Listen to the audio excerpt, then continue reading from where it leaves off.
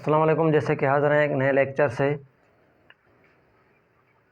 Friction का मतलब है रबिंग।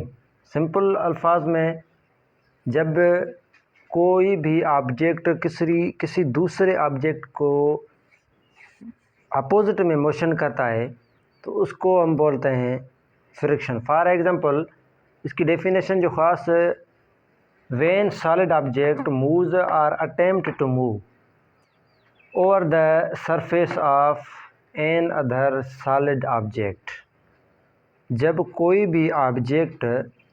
भी एक चीज़ मूव करे या मूव करने की कोशिश करे किसी दूसरे ऑब्जेक्ट के सरफेस पे, किसी दूसरे ऑब्जेक्ट के सरफेस पे कोई भी ऑब्जेक्ट मूव करे या मूव करने की कोशिश करे तो उसमें एक अपोज फोर्स, यानी कोई भी एक ऑब्जेक्ट फोर्स यानी मूव करेगा, मोशन करेगा, तो उसके अपोजिट में यानी ये ऑब्जेक्ट मोशन करेगा, दूसरा जो होगा फोर्स इसको रोकने की कोशिश करेगा। उस जो रोक रहा है फोर्स इसको, उस रोकने वाले फोर्स का हम नाम दिया है फ्रिक्शन। यानी opposed retarding force that force, यानी कौन सा फोर्स? जो फोर्स इस ऑब्जेक्ट को रोक रहा है, रोकने की कोशिश कर रहा है, उसके फोर्स इस फोर्स के अपोजिट में काम कर रहा है, तो उस फोर्स को हम नाम देते हैं friction, means Gath. I hope simple definition से आपको समझ में आ जाएगी। यानी जब कोई भी ऑब्जेक्ट किसी दूसरे ऑब्जेक्ट के सरफेस पे उसके अपोजिट में फोर्स लगे, किसके अपोजिट में? जब कोई भी, फॉर एग्जांपल सिंपल मिसाल ये मैं देता हूँ, ये जो है एक ऑब्जेक्ट है, ये जो है दूसरा ऑब्जेक्ट है। ये दूसरे ऑब्जेक्ट में इस ऑब्जेक्ट को इस ऑब्जेक्ट के सरफेस पे रखा है। जब ये ऑब्जेक्ट मूव करेगा तो यहाँ पे जो फोर्स ये अमल करेगा, ये देखो, तो इसके फोर्स के अपोजिट में ये यहाँ वाला सरफेस भी जो है इस पे इसको रोकने की कोशिश करेगा, इस फोर्स को रोकने की कोशिश करेगा, यानी रबिंग होती है यहाँ। इस फोर्स को रोकने की जो कोशिश कर रहा है इस ऑब्जेक्ट के फोर्स को, उस रोकने वाले फोर्स को हम नाम देते हैं फ्रिक्शन का। यानी ये जो है फ्रिक्शनल फोर्स, फ्रिक्शन भी एक फोर्स ही है। ये मैं हिट कर रहा हूँ, ये रबिंग कर रहा हूँ, रबिंग करने में जब भी ये दूसरा ऑब्जेक्ट इसको रोक रहा है, रोकने की कोशिश कर रहा है, तो इस रोकने वाले फोर्स को हम नाम देते हैं फ्रिक्शन का फोर्स है, यानी फ्रिक्शन है। फॉर एग्जांपल, ये है हमारे पास एक सरफेस है, इस सरफेस पे हमने दूसरा हम यहाँ पे और जो है ऑब्जेक्ट रखते हैं। ये जो है क्या है? सरफेस है, और ये जो है क्या है? ऑब्जेक्ट है। अब यहाँ पे ये ऑब्जेक्ट अभी तो रेस्ट की हालत में है। जब ये मूव करने की कोशिश करेगा तो मूव करने में, अब जब ये रेस्ट की हालत में है तो रेस्ट की हालत में इस पे मुख्तलफ फोर्स लग रहे हैं। एक फोर्स जो है इसको इसके साथ अटैच किया हुआ है, वो है वेट। अगर इसमें वेट नहीं होगा तो इसके साथ जुड़ा हुआ नहीं रह सकेगा, कभी उधर चला जाएगा, कभी ऊपर चला जाएगा, कभी इधर चला जाएगा। मतलब इसमें वेट नहीं होगा तो क्या होगा? ये यहाँ पे रेस्ट की हालत में नहीं हो सकेगा। पहला फोर्स वेट भी क्या है? फोर्स ही है। फोर्स कौन सा लग रहा है? पहला वेट, और दूसरा फोर्स हम इस पे नॉर्मल फोर्स, सिंपल, और पुल और पुश, यानी हम इसको खींचें या पुल करें या पुश करें, ये भी एक फोर्स है। और उसके बाद जो है यहाँ पे एक फोर्स जो गाठ पैदा कर रहा है, यानी फ्रिक्शनल फोर्स यहाँ पे अमल कर रहा है। ऐसा अब हम इस सरफेस को देखेंगे सीधे तरीके से, सीधी तरह से तो हमें ये नहीं आ रहा है, सीधी तरह से हम इसको नहीं देख सकते, लेकिन जब हम खुर्दबीन की मदद से इसको देखेंगे तो ये इसी तरह नज़र आएगा। ऐसे ही ये जो सरफेस का है वो भी हमें इसी तरह ही नज़र आएगा। खुर्दबीन, लुक बाय माइक्रोस्कोप की मदद से जब हम इसको देखेंगे तो इस तरह से हमें नज़र आएगा।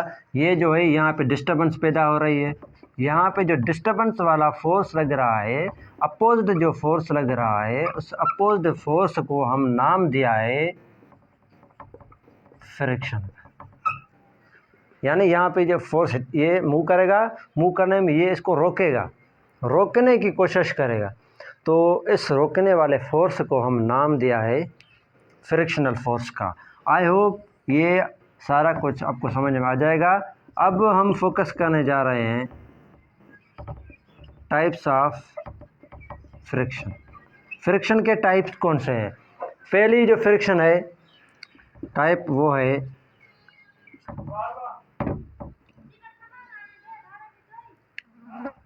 Static friction. स्टैटिक फ्रिक्शन का मतलब है रेस्ट की हालत में, जैसा ये ऑब्जेक्ट रेस्ट की हालत में है, रेस्ट की हालत में कोई भी ऑब्जेक्ट में फ्रिक्शन पैदा हो रही है तो उस फ्रिक्शन, यानी रेस्ट की हालत में जो फ्रिक्शन पैदा होगी उसको स्टैटिक फ्रिक्शन बोलते हैं। स्टैट का मतलब है रेस्ट, और दूसरा जो है डायनामिक।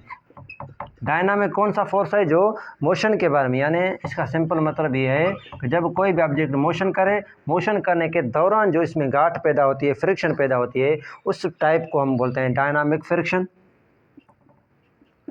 तीसरा है हमारा रोलिंग फ्रिक्शन। रोलिंग का मतलब क्या है? गोलाई में जब कोई फ्रिक्शन, टायर है हमारे पास, एक्सल के चौधारी मूव कर रहा है, एक्सल में हमने एक ब्लोर लेंस वगैरह पुट किए हैं, ब्लोर सिंपल लफ्ज़ों में ब्लोर पुट किए हैं, वहाँ रखे हैं क्योंकि उसको आसानी से फ्रिक्शन को कम करें। गोलाई में वो मूव कर रहे हैं ऐसे।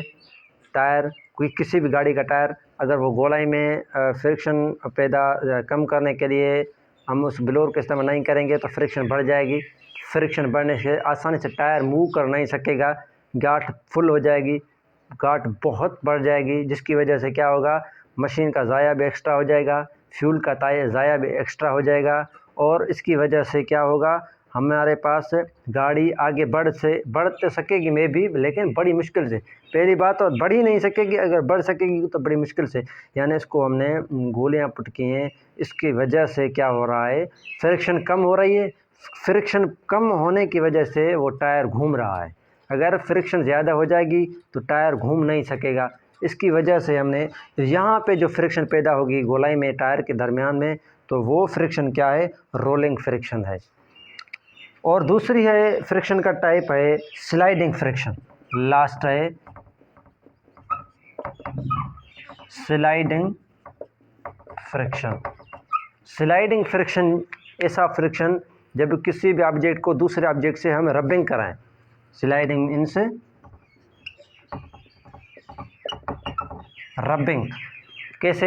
ऐसे ही रबिंग करा रहे हैं, इस रबिंग के दौरान भी एक फ्रिक्शन पैदा हो रही है, इस फोर्स के अपोजिट में एक फोर्स अमल कर रही है। तो इस फ्रिक्शन के दौरान, ऐसे फ्रिक्शन में जो ऐसे टाइप की जो फ्रिक्शन पैदा होगी, तो ऐसे टाइप की फ्रिक्शन को हम नाम देते हैं फिर स्लाइडिंग फ्रिक्शन। मीन्स रबिंग, यानी अपोजिट में जो रबिंग के दौरान अपोजिट में फोर्स काम कर रहा है, तो उसको क्या कहा जाता है, स्लाइडिंग फ्रिक्शन। आई होप ये फ्रिक्शन का टॉपिक, और आगे है हमारा पास laws of friction. Laws of friction, friction के लॉज यानी कानून कौन से हैं? पहला कानून ये है, frictional force oppose the relative motion of two surface, यानी अपोजिट में काम करेगा ये फ्रिक्शन। कैसा? ये ऑब्जेक्ट जो है यहाँ जाने की कोशिश कर रहा है और दूसरा फोर्स इसके अपोजिट में काम कर रहा है, यानी ये मूव करने की कोशिश कर रहा है तो दूसरा फोर्स इसको रोकने की कोशिश कर रहा है। एक मूव, रोकना, रेस्ट, मोशन, ये क्या हो गए? अपोजिट में हो गए। ये मोशन करना की कोशिश कर रहा है, ये यहाँ पे फोर्स लग रहा है, वो इसको रेस्ट में आने की कोशिश करा रहा है, यानी ये अपोजिट में काम कर रहा है उस सेम फ्रिक्शन, यानी फ्रिक्शनल फोर्स क्या होगा, अपोजिट में काम करेगा, उस सरफेस के मुखालिफ में यानी अपोजिट में काम करेगा। The friction of parallel to the surface, यानी सरफेस के पैरेलल में, दूसरा क्या है, ये जो है इसके पैरेलल में, या फॉर एग्जांपल ये पैरेलल पैरेलल पैरेलल, कैसे भी इसको रबिंग कराओगे क्या होगा, पैरेलल ही होगा, यानी पैरेलल में ये काम करेगा। कैसे काम करेगा, पैरेलल में काम करेगा। The friction directly proportional to the normal reaction, normal force यहाँ पे जो लग रहा है पुल और पुश, तो फ्रिक्शनल फोर्स उससे डायरेक्टली प्रोपोर्शनल। इसका मतलब क्या है, ये नॉर्मल फोर्स इसको पुल करें या पुश करें, क्या भी करेंगे तो क्या होगा, इसको मैं सिंपल लफ्ज़ों में ऐसे समझाऊंगा कि जब मैं इसको स्लो घुमा रहा हूँ, फ्रिक्शन कम पैदा हो रही है, इसको मैं ज़्यादा ऐसे करूँगा तो फ्रिक्शन क्या होगी, ज़्यादा पैदा होगी। यही बात कर रहा है, नॉर्मल फोर्स, ये फोर्स हमें कम करेंगे तो फ्रिक्शन कम, ये फोर्स ज़्यादा करेंगे तो फ्रिक्शन भी ज़्यादा आ जाएगी। आई होप ये आपको समझ में आ रहा होगा, यानी डायरेक्टली प्रोपोर्शनल नॉर्मल फोर्स किससे, फ्रिक्शनल फोर्स से। The frictional force depends upon the nature of two surface, यानी नेचर पे भी डिपेंड करेगा। कैसे, कोई खुश्क सरफेस होगा तो वहाँ पे क्या होगा, फ्रिक्शन ज़्यादा पैदा होगा खुश्क पे। अगर ऐसे ही कोई आयल लगाए, किसी भी सरफेस को आयल लगाएंगे तो क्या होगा, फ्रिक्शन कम पैदा होगा। इस वजह फॉर एग्जांपल हम ब्रेक गाड़ी की ब्रेक जब लगाते हैं, अगर कोई ब्रेक किसी को आयल लग जाता है तो वो फ्रिक्शन कम पैदा होती है। फ्रिक्शन कम पैदा होने में टायर में जो है फ्रिक्शन नहीं पैदा होती तो वो बहुत मुश्किल से रुका जाता है उसको। ऐसे ही अगर वो खुश्क होगा तो जल्दी रुक जाएगा। सिंपल, फ्रिक्शन जो है क्या होगी, depend upon nature of surface, जैसा सरफेस होगा फ्रिक्शन वो वैसी। Kinetic friction and relative velocities of the surface, friction जो है वेलोसिटी पे भी डिपेंड करेंगे। कैसे वेलोसिटी पे, वेलोसिटी ज़्यादा होगी फ्रिक्शन ज़्यादा होगी, वेलोसिटी कम होगी तो फ्रिक्शन भी क्या होगी, कम होगी। आई होप ये लॉज ऑफ फ्रिक्शन आपको समझ में आ गए होंगे। अगर यहाँ पे एंगल फ्रिक्शन है defined as the angle resultant frictional force and normal force, normal force और फ्रिक्शनल, यहाँ पे जो नॉर्मल फोर्स है ये क्या है, नॉर्मल फोर्स है, ये क्या है, फ्रिक्शनल फोर्स यहाँ पे बन रहा है, तो इसके दरमियान ये एक एंगल बन रही है, ये क्या बन रही है, एक एंगल बन रही है। तो इसके दरमियान में जो एंगल बनेगी, इस एंगल वाला जो फोर्स है इसको हम बोलते हैं, इसको हम बोलते हैं एंगल फ्रिक्शन। क्या बोलते हैं हम, angle friction for simple. I hope आपको ये सारा कुछ समझ में आ जाएगा। Relation between angle friction and angle repo, इसका मतलब एंगल रिपोज जो है डिफाइन कैसे होगी, minimum angle made by incline, यानी बहुत ही कम एंगल जहाँ पे बनेगी को उसको बोलेंगे एंगल ऑफ रिपोज, और सिंपल जो हमारे पास एंगल बनेगी उसको बोलते हैं एंगल ऑफ फ्रिक्शन। यहाँ पे सारा कुछ दिया गया है, आई होप आपको समझ में आ जाएगा। अभी जो हाज़िर होंगे किसी नए लेक्चर से, ये आज जो है आपका अल्हम्दुलिल्लाह चैप्टर नंबर 3 जो है फर्स्ट ईयर का कंप्लीट हो गया है। इंशाल्लाह हाज़िर होंगे किसी नए लेक्चर से। Thank you so much.